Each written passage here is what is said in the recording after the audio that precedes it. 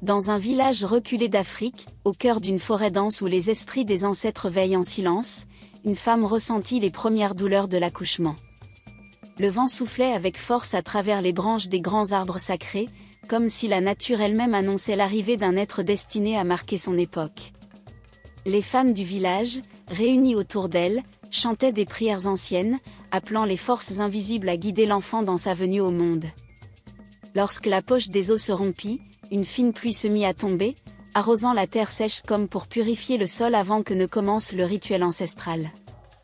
Une vieille sage, aux yeux profonds comme l'océan et aux mains tremblantes mais sûres, prit un petit récipient de bois taillé par ses ancêtres et recueillit précieusement l'eau qui coulait le long de la cuisse de la mère. Cette eau, appelée l'eau de l'oubli, était sacrée. Selon la tradition, elle contenait les souvenirs de l'enfant avant sa naissance, des enseignements venus d'un monde invisible que les humains avaient oublié. La mère gémit, serrant les dents alors que la douleur montait crescendo. Le sang apparut ensuite, rouge vif sur le pagne blanc, signe que l'enfant était prêt à franchir le seuil entre deux mondes. Mais cette étape n'était pas sans danger. La sage savait que si un étranger touchait ce sang, l'enfant pourrait être lié à lui mystiquement, attirant peut-être la malédiction ou la chance selon les intentions de celui qui avait osé poser les mains sur une substance aussi puissante. Heureusement, personne n'osa briser le cercle sacré formé autour de la femme. Enfin, après plusieurs heures de cris et de sueur, l'enfant sortit. Il fut enveloppé immédiatement dans le gras, ce tissu imbibé de sang, d'eau et de placenta. On racontait que ce gras pouvait guérir n'importe quelle maladie de l'enfant, qu'il suffisait de le placer sur lui pendant une nuit pour que tous ses maux disparaissent. Ce tissu serait conservé toute sa vie, car il représentait le lien entre l'enfant et sa première respiration, son premier contact avec le monde visible. Puis vint le moment crucial, le placenta. Il fut retiré avec soin et enveloppé dans une feuille d'hysope, plante sacrée connue pour repousser les forces maléfiques. La sage murmura quelques mots incompréhensibles, puis ordonna qu'on l'enterre dans un lieu secret, près d'un bananier ou dans un marécage, là où la terre était tendre et fertile.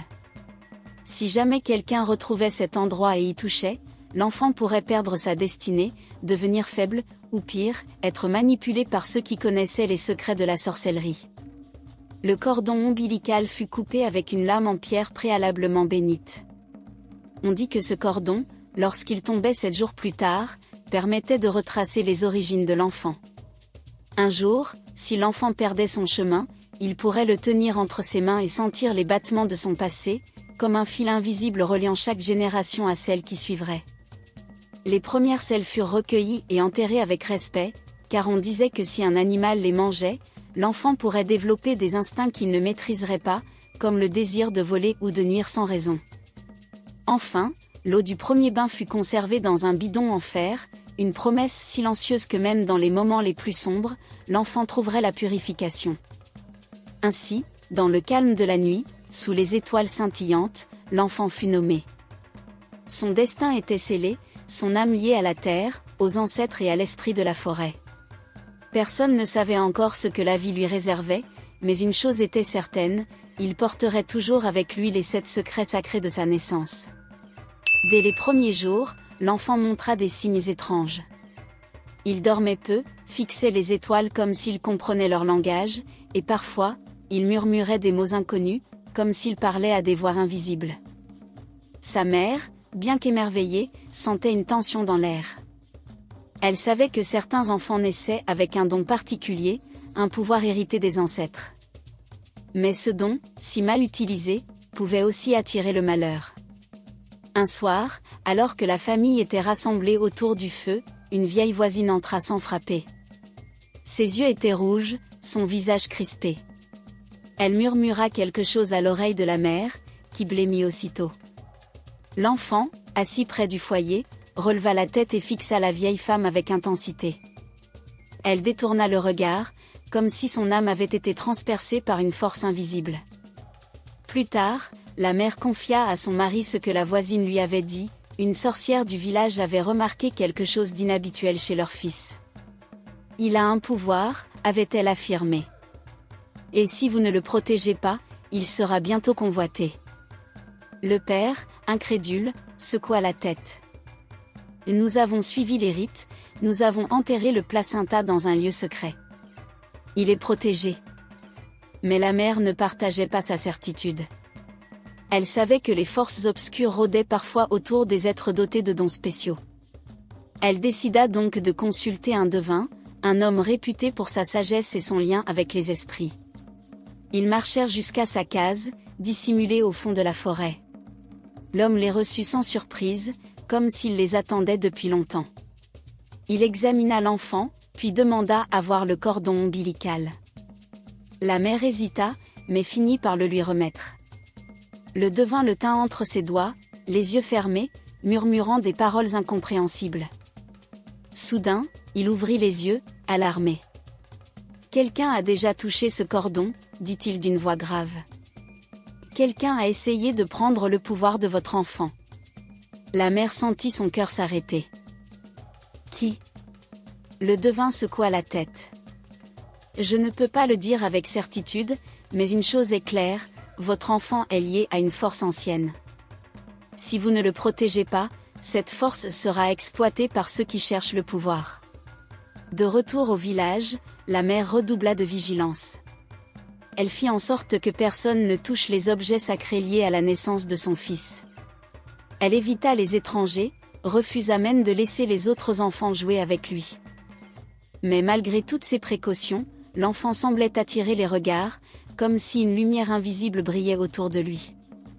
Un matin, alors qu'il jouait près de la rivière, un homme étrange apparut. Il portait des vêtements usés, mais ses yeux brillaient d'un éclat étrange. Il s'approcha lentement de l'enfant et murmura quelque chose que personne n'entendit. L'enfant recula, effrayé, puis cria. Immédiatement, la rivière bouillonna, comme si une force mystérieuse s'était réveillée. L'homme sursauta, recula, puis disparut dans les fourrés. Personne ne comprit vraiment ce qui s'était passé, mais à partir de ce jour, plus personne n'osa s'approcher de l'enfant. Même les animaux semblaient le respecter.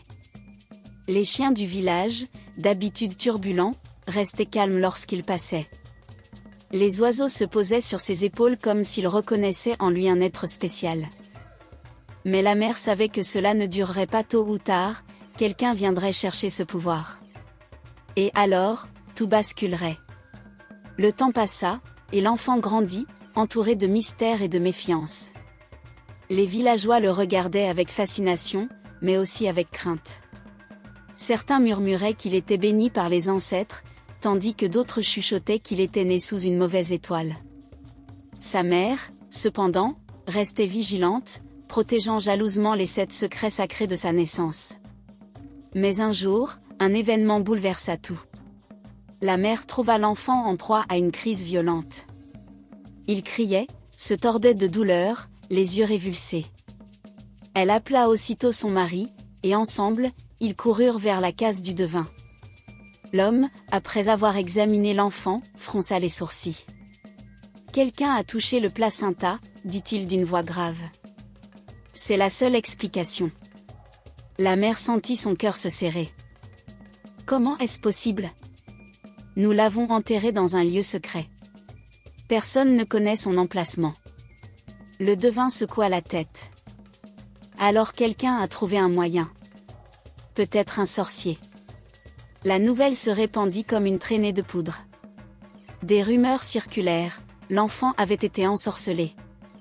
Certains accusèrent la voisine jalouse, d'autres pointèrent du doigt l'étranger mystérieux qui avait autrefois approché l'enfant.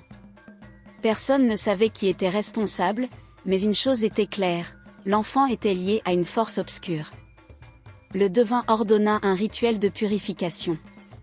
On ramena l'eau du premier bain de l'enfant, conservée depuis sa naissance, et on la versa dans une bassine. Des herbes sacrées furent ajoutées, ainsi que des poudres mystérieuses. L'enfant fut immergé dedans, tandis que le devin chantait des incantations anciennes. Pendant un instant, tout sembla fonctionner. L'enfant se calma, ses yeux retrouvèrent leur clarté. Mais soudain, il hurla à nouveau, cette fois-ci en parlant une langue inconnue. Sa voix résonnait comme si un esprit parlait à travers lui. « Il est trop tard, » murmura le devin. Le mal a pris racine. La mère s'effondra en larmes. Elle savait que si rien n'était fait, l'enfant pourrait perdre son âme. Le devin proposa une solution radicale, retrouver le placenta et le détruire mystiquement, afin de rompre le lien avec la force maléfique. Mais comment retrouver un objet enterré dans un lieu secret? Seule la mère connaissait l'emplacement exact. Elle revint sur les lieux, accompagnée du devin et de quelques hommes du village. Ils creusèrent pendant des heures, jusqu'à ce que leur pelle heurte quelque chose de dur. Ce qu'ils découvrirent les glaça d'horreur. Le placenta avait disparu. À sa place, il n'y avait qu'un trou béant, comme si quelque chose l'avait aspiré. Le devin recula, les yeux remplis d'inquiétude. Cela veut dire que quelqu'un l'a pris. Et il l'utilise contre l'enfant. La mère hurla de désespoir. Sans le placenta, l'enfant resterait lié à cette force. Et tant que cette force existait, il ne serait jamais libre. À partir de ce jour, l'enfant changea. Il devint distant, silencieux, presque absent. Il ne parlait plus comme avant, et ses yeux semblaient fixer un monde invisible. Parfois, il murmurait des choses incompréhensibles, comme s'il répondait à des voix que personne d'autre ne pouvait entendre. La mère savait qu'elle ne pouvait pas abandonner. Elle chercha partout des indices, interrogea les villageois, fouilla les cases suspectes. Elle finit par découvrir une vérité choquante. La voisine jalouse, celle qui avait mis en garde la mère contre le pouvoir de l'enfant, avait volé le placenta. Elle alla confronter la vieille femme, mais celle-ci nia tout en bloc. Pourtant, quelques jours plus tard, elle fut retrouvée morte, allongée sur le sol, les yeux exorbités, comme si quelque chose l'avait terrifiée avant de l'emporter. Mais cela ne sauva pas l'enfant. Son état empira. Il semblait être prisonnier d'un monde invisible, incapable de revenir à la réalité. Un soir, alors que la mère pleurait près de lui, il murmura quelque chose. Ce n'était pas une phrase cohérente, mais un mot, Bandakana. Elle se figea. Ce mot, elle l'avait déjà entendu. C'était le nom d'un pouvoir ancien, capable de voyager entre les mondes. Peut-être que l'enfant n'était pas perdu. Peut-être qu'il avait simplement été emporté ailleurs. Et peut-être qu'un jour, il reviendrait. Des années s'étaient écoulées depuis que l'enfant avait disparu. Personne ne savait ce qui s'était vraiment produit cette nuit-là. Certains disaient qu'il avait été enlevé par les esprits de la forêt, d'autres affirmaient qu'il avait été victime d'un sort jeté par un sorcier mal intentionné. Sa mère, cependant, refusait d'abandonner l'espoir. Chaque nuit, elle se rendait sur le lieu où le placenta avait été enterré, priant les ancêtres de lui rendre son fils. Un soir, alors que la lune brillait haut dans le ciel, un événement improbable se produisit. La mère, agenouillée devant le trou vide où le placenta avait été volé, sentit une présence derrière elle. Elle se retourna lentement, le cœur battant. Devant elle se tenait un jeune homme, les traits familiers mais marqués par le temps. Il portait des vêtements étranges, faits de fibres qu'elle ne reconnaissait pas, et ses yeux semblaient refléter des mondes lointains. « Mère » murmura-t-il d'une voix tremblante. Elle porta une main à sa bouche, incapable de prononcer un mot. Était-ce vraiment lui? Avait-il survécu? Il s'agenouilla devant elle, posant une main sur le sol, comme s'il se reconnectait à la terre de ses ancêtres. « Tu m'as manqué, maman » dit-il en levant les yeux vers elle. Elle le prit dans ses bras, le serrant fort contre elle, comme si elle craignait qu'il ne disparaisse à nouveau. Mais quand elle le relâcha, elle vit que quelque chose avait changé en lui. Il semblait différent, plus mature, plus sage. Comme s'il avait voyagé à travers des dimensions invisibles. « Où étais-tu » demanda-t-elle, la voix tremblante. Il baissa les yeux. « Dans un autre monde. Celui des ancêtres. J'ai marché avec eux, j'ai appris leurs secrets. » Elle frissonna. Elle avait toujours cru en la puissance des ancêtres, mais entendre cela de la bouche de son propre fils la bouleversait. « Pourquoi es-tu revenu ?» Il hésita. « Parce que je dois accomplir une mission. » Le lendemain, la mère conduisit son fils chez le devin. L'homme, désormais âgé, observa le jeune homme avec attention, comme s'il tentait de lire son âme. « Tu as voyagé » dit le devin d'une voix grave. Tu as marché avec les esprits. Le jeune homme hocha la tête. Ils m'ont montré des visions. Des dangers qui menacent notre peuple. Le devin fronça les sourcils. Quel genre de danger? La trahison. Les chefs traditionnels vendent nos secrets à des étrangers. Les forces obscures profitent de notre ignorance pour s'infiltrer dans nos villages. Et bientôt, nos traditions seront perdues pour toujours. La mère sentit un frisson parcourir son échine. Que pouvons-nous faire? Le jeune homme regarda le devin droit dans les yeux. Vous devez me former. Je dois apprendre tout ce que nos ancêtres ont laissé. Car moi seul peux arrêter ce qui arrive. Le devin hocha lentement la tête. Très bien. Mais sache que ce savoir vient avec un prix. Durant les mois qui suivirent, le jeune homme subit une formation intense. Il apprit à communiquer avec les ancêtres, à utiliser les plantes sacrées, à canaliser les énergies mystiques. Il découvrit les rituels oubliés, les chants ancestraux, les symboles cachés dans les mythes. Il apprit aussi à contrôler son pouvoir. Car il possédait un don rare, la capacité de voyager entre les mondes. Il pouvait disparaître d'un endroit et réapparaître ailleurs, comme un fantôme traversant les dimensions. Mais ce don attira rapidement l'attention. Un soir, alors qu'il méditait près de la rivière, une silhouette surgit des ténèbres. « Toi » murmura une voix rauque. Le jeune homme se retourna. Devant lui se tenait un homme masqué, vêtu de noir. « Qui êtes-vous » demanda-t-il calmement. L'homme ricana. « Tu as volé ce qui ne t'appartenait pas. Tu as marché sur un chemin interdit. » Le jeune homme sentit un frisson parcourir son échine. « Je cherche seulement à protéger mon peuple. » L'homme s'avança, lentement. « Alors tu es condamné. » Soudain, il lança une main vers le jeune homme, et une force invisible le projeta en arrière. Le jeune homme atterrit durement sur le sol, mais il se releva aussitôt. Il concentra son énergie, invoquant les ancêtres. Et en un instant, il disparut. Quand il réapparut, il était derrière son adversaire. D'un geste rapide, il posa sa main sur l'épaule de l'homme masqué. « Qui t'envoie » demanda-t-il. L'homme se raidit. Puis, avec un dernier soupir, il s'effondra. Le jeune homme le regarda, le cœur battant. Il savait maintenant une chose, il n'était plus seulement un enfant perdu. Il était devenu le gardien de la tradition. Et sa véritable épreuve n'allait pas tarder à commencer. La nuit était tombée sur le village, et les flammes des torchers dansaient dans l'air frais. Le jeune homme, désormais transformé par son voyage spirituel, se tenait face à la case centrale, là où les anciens se réunissaient autrefois pour discuter du destin du peuple. Mais ce soir, ce n'était pas une simple réunion. C'était un jugement. Autour de lui, les villageois s'étaient rassemblés, leurs visages marqués par la peur et l'incertitude. Depuis que l'enfant avait disparu, puis était revenu avec des connaissances mystérieuses, les tensions avaient grandi. Certains le voyaient comme un messager des ancêtres, d'autres comme un présage de malheur. Et aujourd'hui, il avait révélé une vérité dérangeante. Certains chefs traditionnels vendaient les secrets sacrés à des étrangers, compromettant l'âme même de leur culture. Le chef du village, un homme âgé dont les rides racontaient des générations de sagesse, se leva. « Tu accuses des hommes honorables, dit-il d'une voix grave. Des gardiens de notre tradition. Comment oses-tu » Le jeune homme soutint son regard. « Parce que j'ai vu la vérité. J'ai marché avec les ancêtres.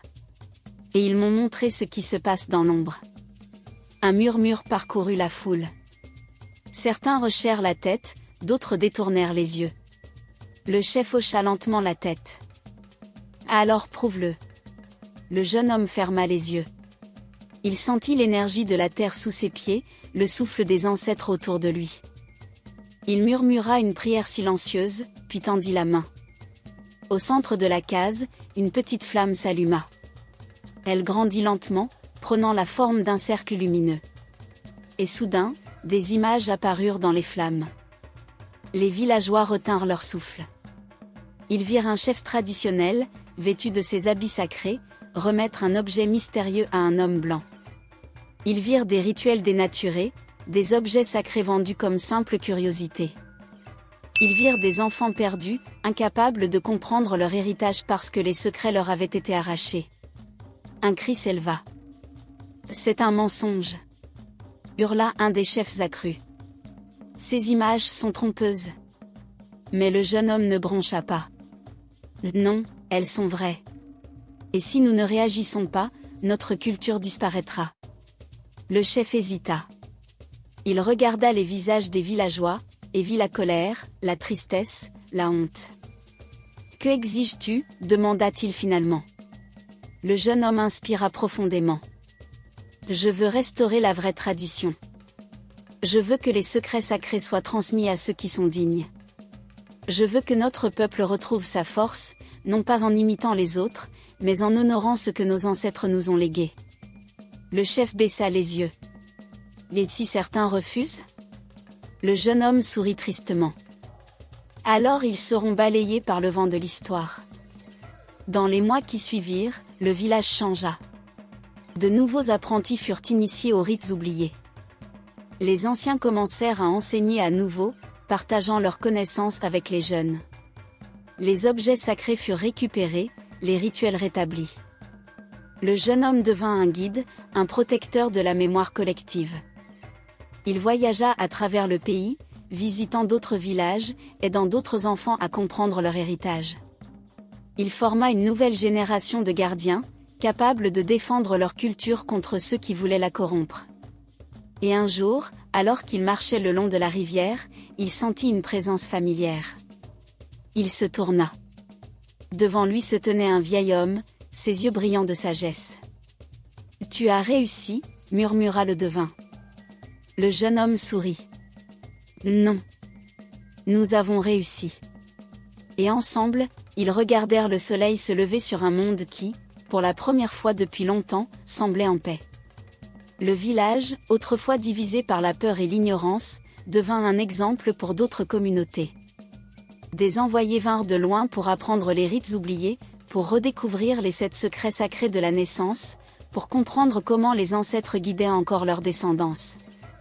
Le jeune homme, désormais respecté comme un maître spirituel, enseignait sans relâche, guidant les parents dans les pratiques ancestrales, expliquant comment préserver l'âme de chaque enfant dès sa venue au monde. Mais il savait que sa mission ne s'arrêtait pas à son village. Les forces obscures qui avaient autrefois tenté de corrompre sa lignée étaient toujours actives, infiltrant d'autres régions, utilisant la modernité pour éloigner les gens de leurs racines. Il décida donc de voyager, de partager la lumière de la tradition là où elle était la plus nécessaire. Il visita des villes, rencontrant des chefs traditionnels qui avaient perdu leur foi, des jeunes qui se moquaient des anciens rites, des parents qui ignoraient l'importance des 7 secrets sacrés. Partout, il racontait l'histoire de sa propre naissance, de la manière dont ses parents avaient protégé son essence spirituelle, et comment cela l'avait sauvé de la sorcellerie maléfique. Il expliquait que l'eau de l'oubli, recueillie lors de la rupture de la poche des os, contenait les souvenirs de l'enfant avant sa venue dans le monde visible.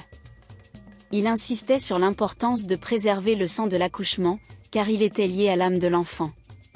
Il montrait comment le gras, le placenta, le cordon ombilical, les premières selles et l'eau du premier bain devaient être traités avec respect, car chacun portait un pouvoir unique. Certains l'écoutaient avec fascination, d'autres avec scepticisme. Mais peu à peu, un mouvement naquit. Des personnes commencèrent à revenir à la tradition, à redécouvrir les enseignements des ancêtres. Des centres initiatiques s'ouvrirent, formant de nouveaux gardiens de la mémoire africaine. Le jeune homme, conscient que sa mission était plus grande que lui-même, choisit de former un cercle d'apprentis fidèles, capables de continuer son œuvre. Parmi eux, il y avait des enfants qui, comme lui, avaient été marqués par la mystique, des adultes qui avaient perdu leur chemin et cherchaient à le retrouver, des chefs qui comprenaient enfin l'importance de préserver leur héritage. Et ainsi, un renouveau spirituel s'installa, lentement mais sûrement. Les anciens rites furent restaurés, les secrets transmis avec sagesse, et l'Afrique, lentement, retrouva le lien avec ses racines. Le jeune homme, désormais un guide respecté, continua à voyager, sachant que sa mission n'était pas terminée. Car tant que les forces obscures continueraient à menacer la tradition, il resterait vigilant, prêt à défendre la lumière des ancêtres. Alors que le jeune homme poursuivait son périple, il sentit une menace grandir à l'horizon. Les forces qui avaient autrefois tenté de corrompre son destin ne s'étaient pas éteintes. Elles étaient devenues plus rusées, plus insidieuses. Elles se cachaient dans les ombres de la ville, infiltrant les esprits par la peur, l'ignorance et la cupidité. Un soir, alors qu'il se reposait dans un village isolé, un homme vint le trouver. C'était un ancien initiateur, un gardien des traditions oubliées. Son visage était marqué par l'âge, mais ses yeux brûlaient d'une lueur farouche. « Tu es le dernier espoir », murmura-t-il. « Ils sont nombreux à vouloir détruire ce que nous sommes. Les chefs vendent nos secrets à des étrangers, les jeunes abandonnent la tradition, et les forces obscures profitent de notre oubli. » Le jeune homme hocha la tête. « Je sais. C'est pourquoi je suis ici. » L'ancien hocha la tête. « Alors tu dois apprendre la dernière vérité. Celle que même les plus sages ignorent. » Ils descendirent dans les profondeurs de la forêt, là où les arbres murmuraient des secrets millénaires. Sous la lumière vacillante des étoiles, l'ancien ouvrit un coffre en bois sculpté, révélant un livre ancien, écrit dans une langue oubliée. « Ceci contient les enseignements des premiers gardiens, dit l'ancien. Ceux qui ont façonné notre monde. Lis, et tu comprendras. » Le jeune homme ouvrit le livre. Les pages étaient remplies de symboles complexes, de chants oubliés, de rituels capables de redonner vie à l'esprit des ancêtres. Il lut des passages sur la force de la terre, sur la connexion entre les vivants et les esprits, sur la manière de combattre les forces de l'obscurité. Une image s'imposa à lui, une grande ombre, tapie dans les profondeurs de la ville, attendant le bon moment pour frapper. « Elles sont là-bas, » murmura-t-il. « Prêtes à détruire tout ce que nous avons reconstruit. » L'ancien hocha gravement la tête. « Alors va les affronter. Avant qu'il ne soit trop tard. » Le jeune homme ferma le livre et le rangea dans son sac. « Adieu, maître. Je reviendrai avec la lumière. » Et sans un mot de plus, il se dirigea vers la ville, vers la source du mal.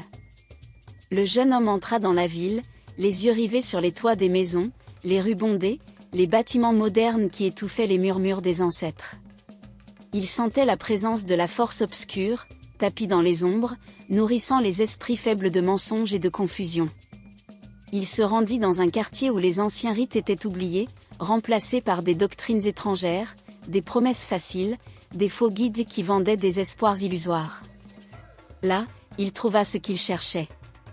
Assis sur une estrade, entouré d'une foule captivée, un homme parlait d'une voix chaude, apaisante. Il prêchait la supériorité d'une foi venue d'ailleurs, dénigrant les anciens dieux, les ancêtres, les rituels sacrés. Le jeune homme fendit la foule et s'avança. « Assez » dit-il d'une voix forte. Toutes les têtes se tournèrent vers lui. Le prédicateur haussa un sourcil. « Les qui es-tu, toi, pour interrompre mon enseignement ?» Le jeune homme le fixa droit dans les yeux. « Je suis le dernier gardien de la tradition. Et je suis venu rappeler la vérité. » Un murmure parcourut la foule. Le prédicateur sourit, amusé. « Tu crois en des superstitions.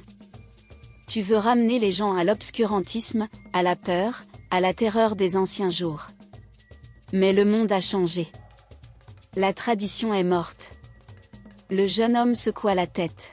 « Non. Elle dort. Et il est temps qu'elle se réveille. » Il tendit la main, fermant les yeux. L'énergie des ancêtres se mit à vibrer autour de lui. La terre sous ses pieds frémit. Et soudain, un vent violent se leva, soulevant les vêtements, faisant claquer les bannières. Le prédicateur recula. « Qu'est-ce que c'est que ça ?» Le jeune homme ouvrit les yeux. « Ce que tu refuses de voir. » Il avança, et le vent suivit. Il leva les mains, et les pierres tremblèrent. Les spectateurs assistaient, pétrifiés, à un spectacle qu'ils pensaient impossible. « La tradition n'est pas morte, reprit-il. Elle vit dans la terre, dans le ciel, dans les racines de notre histoire. Et ceux qui la rejettent, ceux qui la trahissent, doivent être confrontés. Le prédicateur, paniqué, fit un pas en arrière. Tu es un imposteur. Tu utilises la sorcellerie. Le jeune homme sourit. La sorcellerie n'est que la manifestation de la vérité. Et tu as peur de la vérité. Il tendit la main, et le vent s'intensifia. La foule recula, certains se prosternèrent, d'autres s'enfuirent. Le prédicateur trébucha, tombant à genoux. « Tu n'as aucun pouvoir, murmura-t-il. » Le jeune homme s'approcha. « C'est toi qui n'en as plus. » D'un geste, il tendit la main. Et soudain, les livres sacrés que l'homme avait accumulés s'embrasèrent. Pas avec une flamme ordinaire, mais avec une lumière dorée, pure, comme si les ancêtres eux-mêmes purifiaient ce qui avait été souillé. Le prédicateur hurla, les flammes illuminant son visage ravagé par la terreur. « Là, arrête !» supplia-t-il. « Tu vas tout détruire. » Le jeune homme secoua la tête. « Non. Je vais libérer ton âme. » Il tendit la main, et une dernière fois, la lumière l'entoura. Le prédicateur hurla une dernière fois, puis s'effondra, les yeux clos, comme s'il s'était éteint. Le silence s'installa. Puis, lentement, un homme s'avança. « Tu as raison, dit-il. Nous avons oublié qui nous étions. » Un autre le rejoignit. « Montre-nous le chemin. » Et bientôt, une dizaine d'autres s'avancèrent, les yeux brillants d'un espoir retrouvé. Le jeune homme hocha la tête. « Suivez-moi. Ensemble, nous ranimerons la lumière. » Le jeune homme et ses nouveaux disciples marchèrent pendant des jours, traversant des forêts profondes, des plaines infinies, des marécages où les esprits murmuraient des avertissements. Chaque pas était chargé d'une tension palpable. La menace qu'ils traquaient était plus ancienne que les royaumes, plus puissante que les armées. Elle était la corruption incarnée, la volonté de détruire l'âme même de la tradition. Ils arrivèrent enfin à destination. Un temple, dissimulé dans les ruines d'une cité oubliée, dressé au milieu d'une clairière où les arbres semblaient se pencher, comme pour observer.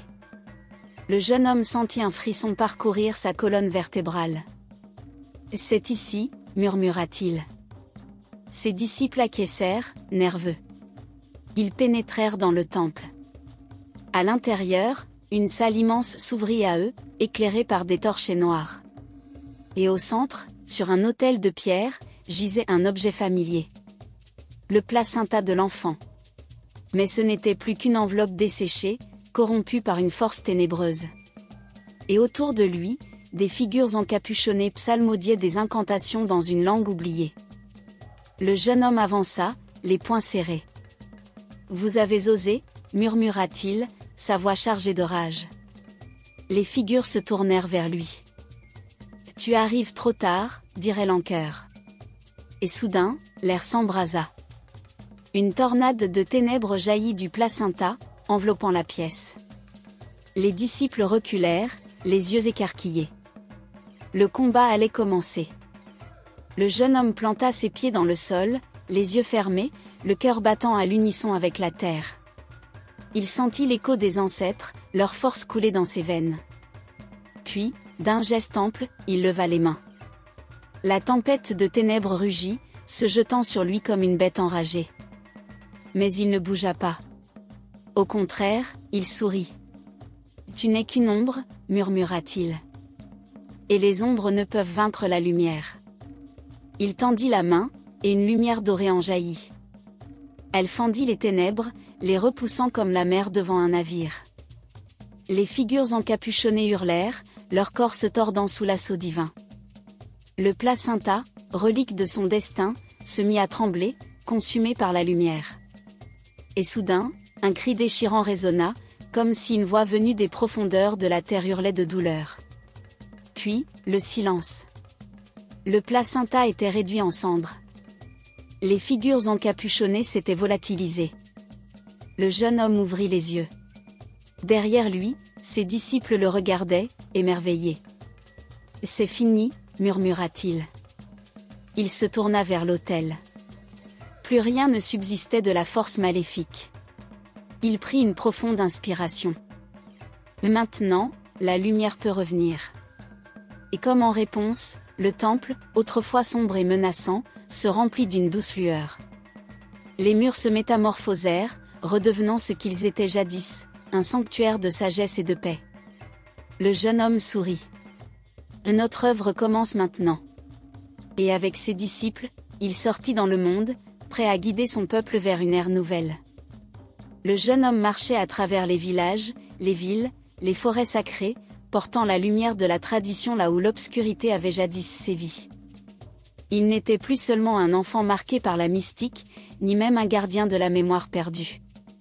Il était devenu un phare, un guide, un espoir. Partout où il passait, les anciens rites étaient rétablis. Les parents apprenaient à respecter les 7 secrets sacrés de la naissance, à préserver l'essence spirituelle de leurs enfants. Les chefs traditionnels, autrefois corrompus, se repentirent, se remémorant la puissance de leur rôle. Et les jeunes, jadis égarés dans l'oubli, redécouvrirent leur héritage, leurs racines, leur fierté. Il créa des écoles cachées, des temples oubliés, des lieux où les initiés pouvaient apprendre, comprendre, se connecter à la force ancestrale. Il forma une génération nouvelle, composée de gardiens, de guérisseurs, de conteurs, de protecteurs de la mémoire. Et alors que les étoiles brillaient plus que jamais dans le ciel, il sut que sa mission n'était pas terminée. Car la lumière doit toujours être défendue. Et il était prêt à le faire. Pour l'éternité, si nécessaire.